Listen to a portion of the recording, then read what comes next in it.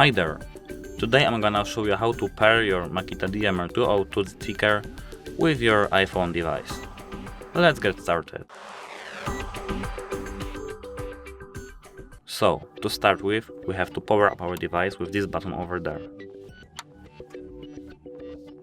Now it's ready to pair. Now we have to go to our control panel, push down Bluetooth second, Bluetooth settings, and now we have to wait other devices.